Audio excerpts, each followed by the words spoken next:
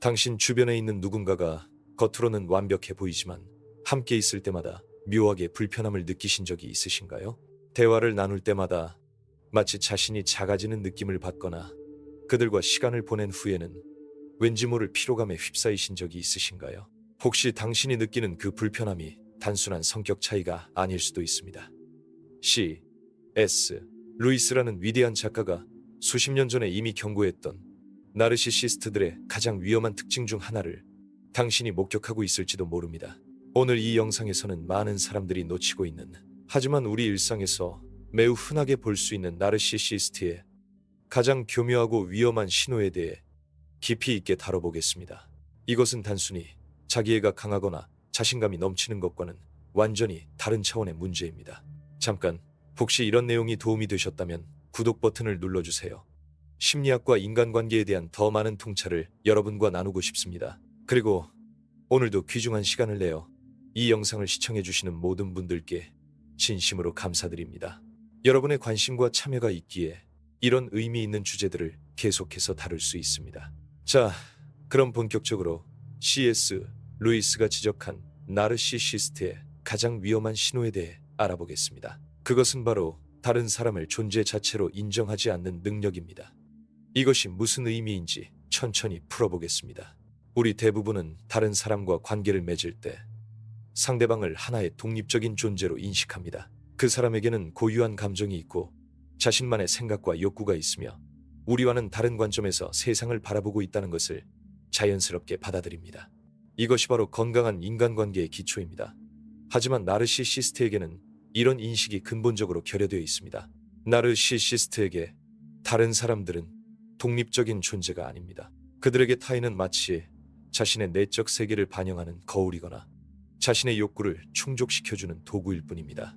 상대방의 감정, 생각, 필요가 자신의 것과 다르다는 사실 자체를 받아들이지 못합니다. 더 정확히 말하면 그들은 다른 사람에게도 감정과 내적 세계가 있다는 것을 진정으로 이해하지 못합니다.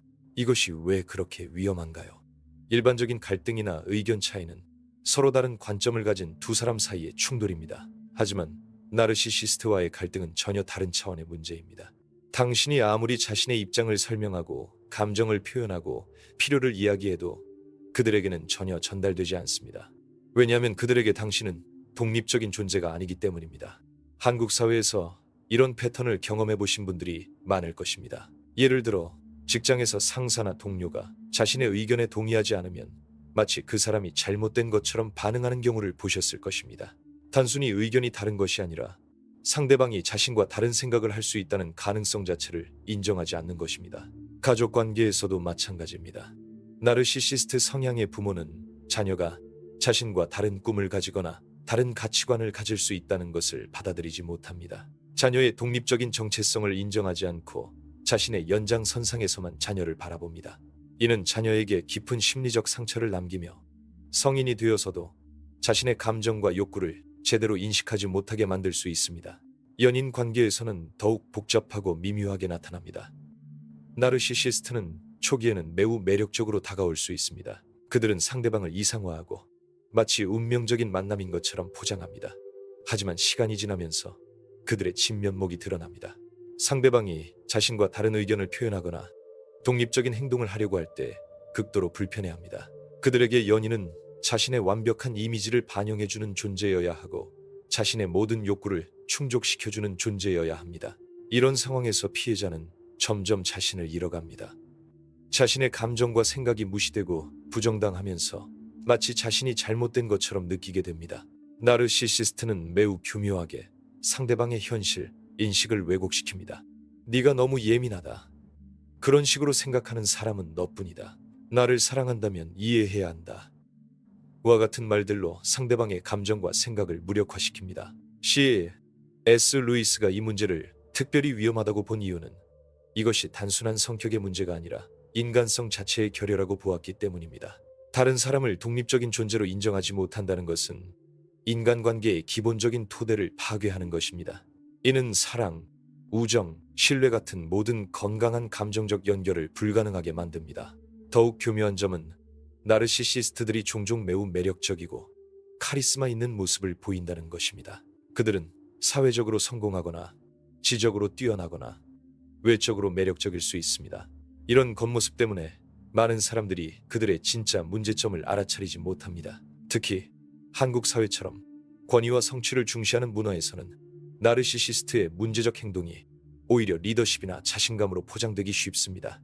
하지만 시간이 지나면서 그들과 가까이 지내는 사람들은 점점 이상함을 느끼기 시작합니다. 함께 있을 때 자신이 존중받지 못한다는 느낌, 자신의 감정이나 생각이 중요하지 않다는 느낌, 마치 투명인간이 된 것 같은 느낌을 받게 됩니다.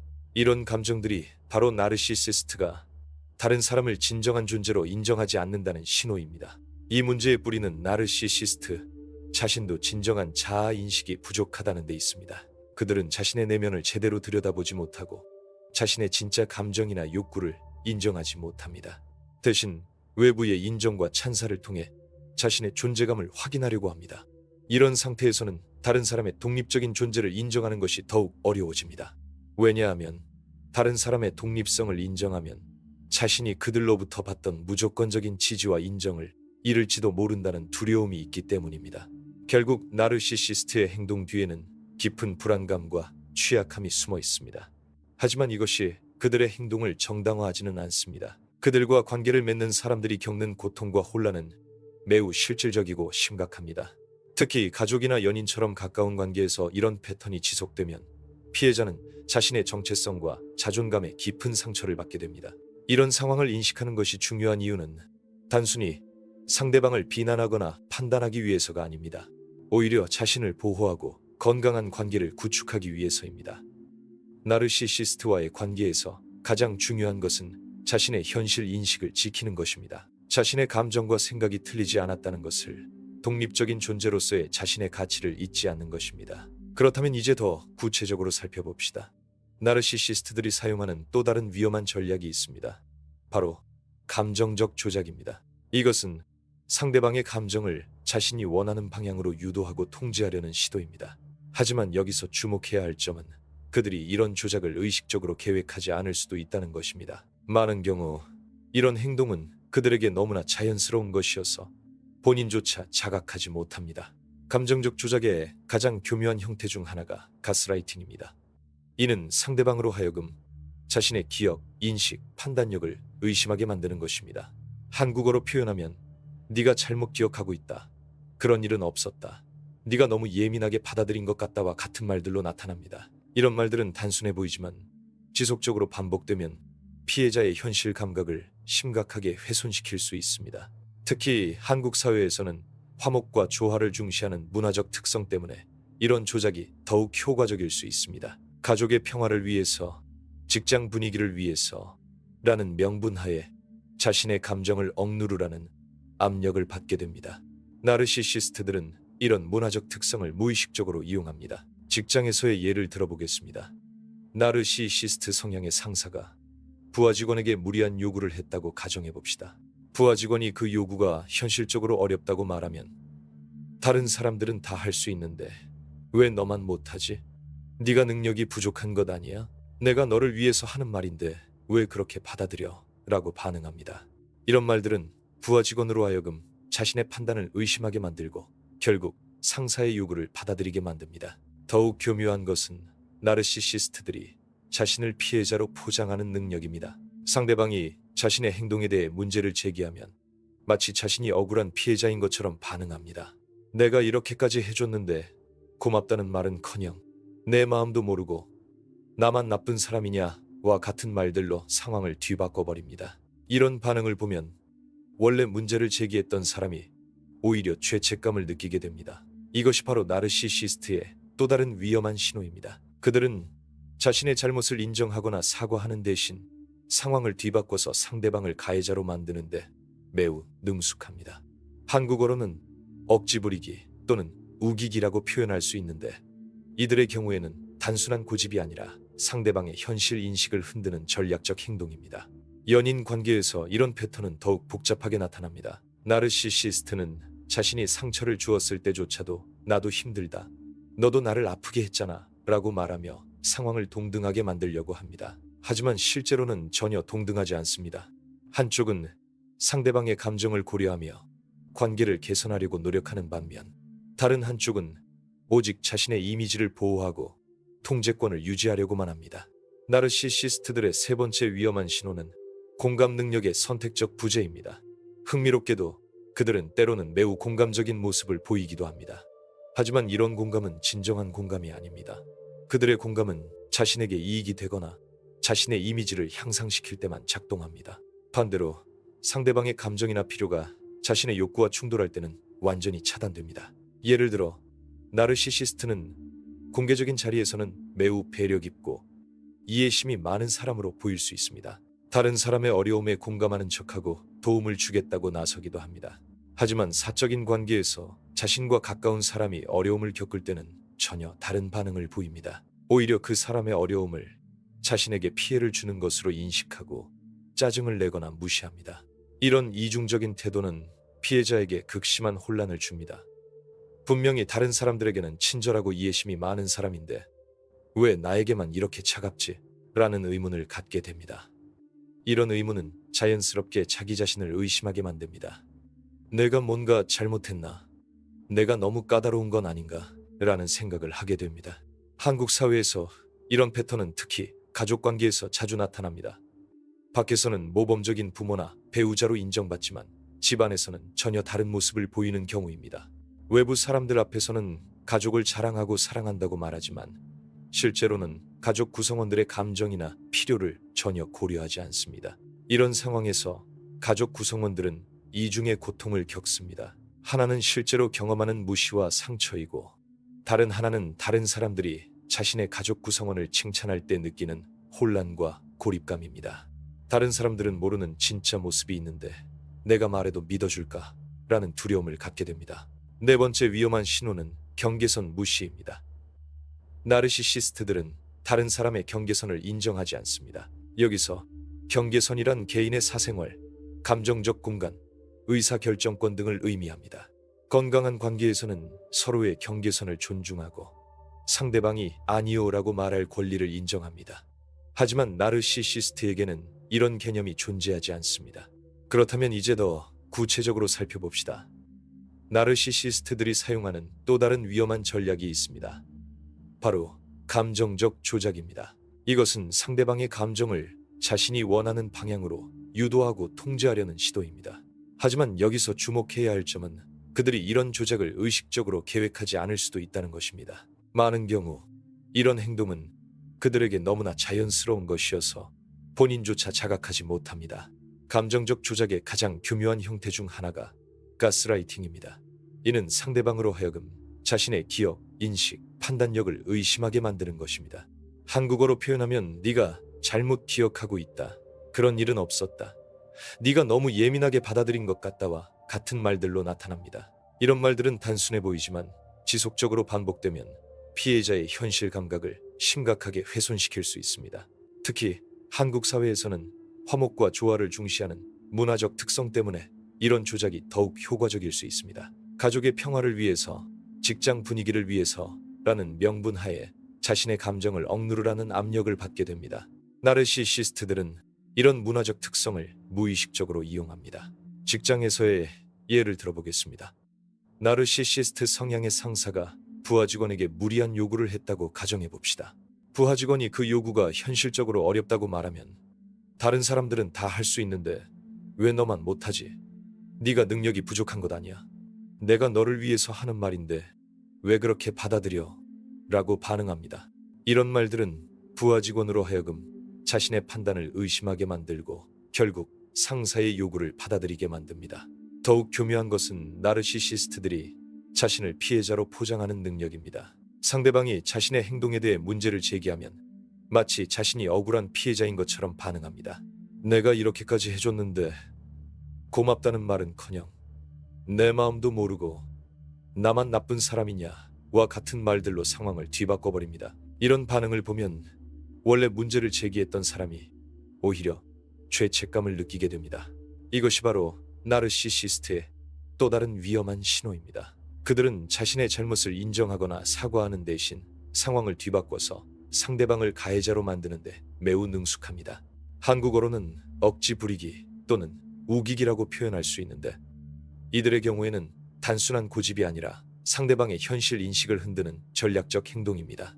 연인 관계에서 이런 패턴은 더욱 복잡하게 나타납니다. 나르시시스트는 자신이 상처를 주었을 때조차도 나도 힘들다. 너도 나를 아프게 했잖아. 라고 말하며 상황을 동등하게 만들려고 합니다. 하지만 실제로는 전혀 동등하지 않습니다. 한쪽은 상대방의 감정을 고려하며 관계를 개선하려고 노력하는 반면 다른 한쪽은 오직 자신의 이미지를 보호하고 통제권을 유지하려고만 합니다. 나르시시스트들의 세 번째 위험한 신호는 공감 능력의 선택적 부재입니다. 흥미롭게도 그들은 때로는 매우 공감적인 모습을 보이기도 합니다. 하지만 이런 공감은 진정한 공감이 아닙니다. 그들의 공감은 자신에게 이익이 되거나 자신의 이미지를 향상시킬 때만 작동합니다. 반대로 상대방의 감정이나 필요가 자신의 욕구와 충돌할 때는 완전히 차단됩니다. 예를 들어 나르시시스트는 공개적인 자리에서는 매우 배려 깊고 이해심이 많은 사람으로 보일 수 있습니다. 다른 사람의 어려움에 공감하는 척하고 도움을 주겠다고 나서기도 합니다. 하지만 사적인 관계에서 자신과 가까운 사람이 어려움을 겪을 때는 전혀 다른 반응을 보입니다. 오히려 그 사람의 어려움을 자신에게 피해를 주는 것으로 인식하고 짜증을 내거나 무시합니다. 이런 이중적인 태도는 피해자에게 극심한 혼란을 줍니다. 분명히 다른 사람들에게는 친절하고 이해심이 많은 사람인데 왜 나에게만 이렇게 차갑지? 라는 의문을 갖게 됩니다. 이런 의문은 자연스럽게 자기 자신을 의심하게 만듭니다. 내가 뭔가 잘못했나? 내가 너무 까다로운 건 아닌가? 라는 생각을 하게 됩니다. 한국 사회에서 이런 패턴은 특히 가족 관계에서 자주 나타납니다. 밖에서는 모범적인 부모나 배우자로 인정받지만 집안에서는 전혀 다른 모습을 보이는 경우입니다. 외부 사람들 앞에서는 가족을 자랑하고 사랑한다고 말하지만 실제로는 가족 구성원들의 감정이나 필요를 전혀 고려하지 않습니다. 이런 상황에서 가족 구성원들은 이중의 고통을 겪습니다. 하나는 실제로 경험하는 무시와 상처이고 다른 하나는 다른 사람들이 자신의 가족 구성원을 칭찬할 때 느끼는 혼란과 고립감입니다. 다른 사람들은 모르는 진짜 모습이 있는데 내가 말해도 믿어줄까? 라는 두려움을 갖게 됩니다. 네 번째 위험한 신호는 경계선 무시입니다. 나르시시스트들은 다른 사람의 경계선을 인정하지 않습니다. 여기서 경계선이란 개인의 사생활, 감정적 공간, 의사결정권 등을 의미합니다. 건강한 관계에서는 서로의 경계선을 존중하고 상대방이 아니요라고 말할 권리를 인정합니다. 하지만 나르시시스트에게는 이런 개념이 존재하지 않습니다. 그들에게 다른 사람의 아니요는 극복해야 할 장애물일 뿐입니다. 상대방이 거절하면 다양한 방법으로 그 거절을 무력화시키려고 합니다. 때로는 논리적인 설득을 시도하고 때로는 감정적인 호소를 하며 때로는 위협이나 협박을 사용하기도 합니다. 한국 사회에서는 한 번만, 이번만, 나를 위해서 와 같은 표현들이 자주 사용됩니다. 이제 나르시시스트들이 보이는 또 다른 매우 교묘하고 위험한 패턴에 대해 이야기해 보겠습니다. 바로 감정적 뱀파이어 행동입니다. 이것은 단순히 상대방의 에너지를 빼앗는 것을 넘어서 상대방의 감정적 자원을 자신의 필요에 따라 조작하고 착취하는 것을 의미합니다. 나르시시스트들은 다른 사람의 감정을 마치 자신의 소유물인 것처럼 다룹니다. 그들에게는 상대방이 행복해하거나 슬퍼하거나 화를 내는 것조차도 자신과 관련된 일이어야 합니다. 상대방이 자신과 무관한 이유로 기분이 좋거나 나쁘다면 그것을 견딜 수 없어 합니다. 예를 들어 당신이 친구와의 만남에서 즐거운 시간을 보내고 집에 돌아왔다고 가정해 봅시다. 건강한 관계에서라면 상대방이 당신의 기쁨을 함께 나누고 축하해 줄 것입니다. 하지만 나르시시스트는 전혀 다른 반응을 보입니다. 그 친구가 뭐가 그렇게 좋아? 나와 있을 때는 그렇게 웃지도 않더니 요즘 나보다 친구가 더 중요한가 보네. 와 같은 말로 당신의 기쁨을 흐려놓습니다. 이런 행동의 근본에는 그들만의 왜곡된 논리가 있습니다. 그들은 자신이 상대방 감정의 중심에 있어야 한다고 믿습니다. 상대방의 모든 감정적 반응이 자신을 향해야 하고 자신에 의해 결정되어야 한다고 생각합니다. 이것이 바로 앞서 말한 다른 사람을 독립적인 존재로 인정하지 않는 패턴의 연장선입니다. 한국 사회에서 이런 패턴은 특히 가족 관계에서 자주 나타납니다. 나르시시스트 성향의 부모는 자녀가 학교에서 좋은 일이 있어서 기뻐하면 그 기쁨을 자신의 공로로 돌리려고 합니다. 내가 너를 잘 키웠기 때문이야. 부모 덕분이지라고 말하며 자녀의 성취를 자신의 것으로 만들어버립니다. 반대로 자녀가 실망하거나 슬퍼하면 그것도 자신과 연결 지으려고 합니다. 내가 뭘 잘못했길래 부모 마음도 모르고 라며 자녀의 감정을 자신에 대한 평가로 해석합니다. 직장에서도 마찬가지입니다. 나르시시스트 성향의 상사는 부하 직원이 개인적인 문제로 힘들어하면 그것을 업무에 지장을 주는 것으로만 인식합니다. 부하 직원의 감정 자체에는 관심이 없고 오직 그 감정이 자신에게 미치는 영향에만 관심을 갖습니다. 개인적인 일은 집에 두고 와, 직장에서까지 그런 표정 짓지 마 라고 말하며 상대방의 감정을 통제하려고 합니다. 더욱 교묘한 것은 그들이 상대방의 감정을 자신의 필요에 따라 조작한다는 점입니다. 자신이 위로받고 싶을 때는 상대방이 슬퍼하기를 원하고 자신이 인정받고 싶을 때는 상대방이 기뻐하기를 원합니다. 그리고 이런 감정들이 자연스럽게 나오지 않으면 다양한 방법으로 유도하려고 합니다. 연인 관계에서 이런 패턴은 매우 파괴적입니다. 나르시시스트는 상대방의 감정을 마치 리모컨으로 조작할 수 있는 것처럼 생각합니다. 자신이 기분이 좋을 때는 상대방도 기분이 좋아야 하고 자신이 관심받고 싶을 때는 상대방이 모든 것을 제쳐두고 자신에게 집중해야 한다고 믿습니다. 이런 기대가 충족되지 않으면 화를 내거나 냉담하게 대하며 상대방을 처벌합니다. 이 지점에서 우리가 주목해야 할 또 다른 위험한 신호가 있습니다. 바로 조건부 사랑입니다. 나르시시스트의 사랑과 관심은 항상 조건이 붙어 있습니다. 내가 원하는 대로 해주면 사랑해줄게. 내 기분을 맞춰주면 잘해줄게. 와 같은 암묵적인 거래가 모든 관계의 기초가 됩니다. 건강한 관계에서의 사랑은 상대방의 존재 자체에 기반합니다. 물론 관계에서 서로에 대한 기대와 요구가 있을 수 있지만 그것이 사랑의 전제 조건이 되지는 않습니다.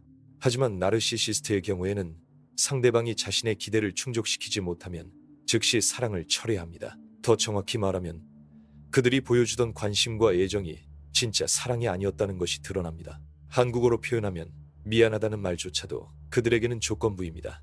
그들은 진심으로 사과하지 않습니다. 대신 미안하긴 한데 너도라거나 내가 그럴 수밖에 없었던 이유는 이라며 항상 변명이나 조건을 붙입니다.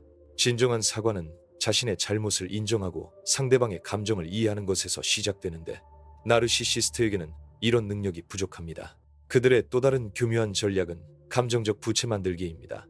그들은 상대방에게 무언가를 해주고 나서 그것을 마치 큰 은혜인 것처럼 포장합니다. 그리고 나중에 자신이 원하는 것이 있을 때 그 은혜를 들먹이며 상대방을 조작합니다.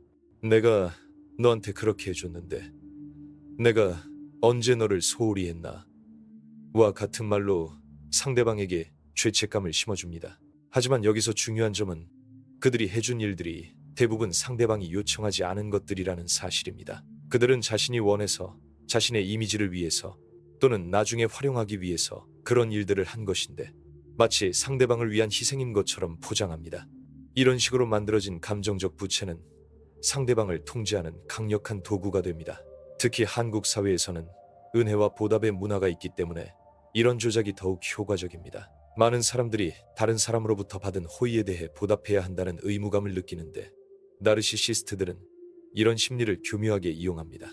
그들의 마지막으로 다룰 위험한 특징은 현실 왜곡 능력입니다. 나르시시스트들은 자신에게 유리하도록 상황을 해석하고 기억하는 놀라운 능력을 가지고 있습니다.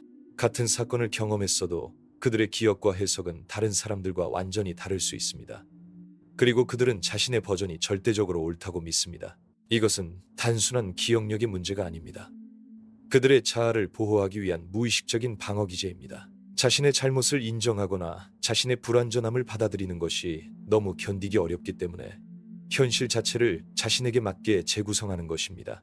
이런 현실 왜곡은 시간이 지나면서 점점 더 정교해지고 결국 그들 자신도 자신이 만든 허구를 진실로 믿게 됩니다.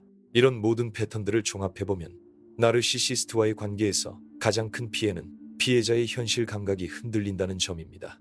지속적으로 자신의 감정과 인식이 부정당하고 왜곡된 현실을 강요받으면서 자신이 무엇이 진실인지 구분하지 못하게 됩니다. 이것이 바로 C.S. 루이스가 경고했던 나르시시스트의 가장 위험한 측면입니다. 그렇다면 이제 가장 중요한 질문을 해보겠습니다. 어떻게 해야 할까요? 어떻게 자신을 보호하고 건강한 관계를 구축할 수 있을까요? 먼저 가장 중요한 것은 자신의 현실 인식을 믿는 것입니다. 나르시시스트와의 관계에서 가장 먼저 상실되는 것이 바로 자신의 판단력에 대한 신뢰입니다. 내가 너무 예민한 건 아닐까? 내가 잘못 이해한 건 아닐까? 라는 의심이 들 때마다 한 걸음 뒤로 물러서서 객관적으로 상황을 바라보세요. 당신의 감정은 틀리지 않습니다. 불편함을 느낀다면 그럴 만한 이유가 있는 것입니다. 한국 사회에서는 참아야 한다, 이해해야 한다는 압력이 강하지만 자신의 감정을 무시하고 참는 것이 항상 올바른 해답은 아닙니다. 때로는 그 불편함이 당신을 보호하는 중요한 신호일 수 있습니다. 두 번째로 중요한 것은 경계선을 설정하는 것입니다. 나르시시스트들은 다른 사람의 경계선을 존중하지 않기 때문에 더욱 명확하고 단호하게 자신의 경계선을 지켜야 합니다. 아니요라고 말할 권리가 당신에게 있습니다. 그리고 그 아니요에 대해 설명하거나 변명할 필요도 없습니다. 한 번만, 이번만 나를 위해서라는 말에 흔들리지 마세요.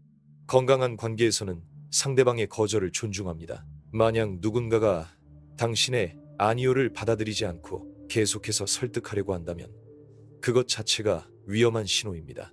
세 번째는 지지체계를 구축하는 것입니다. 나르시시스트들은 피해자를 고립시키려고 합니다. 다른 사람들과의 관계를 방해하고 당신이 오직 그들에게만 의존하게 만들려고 합니다.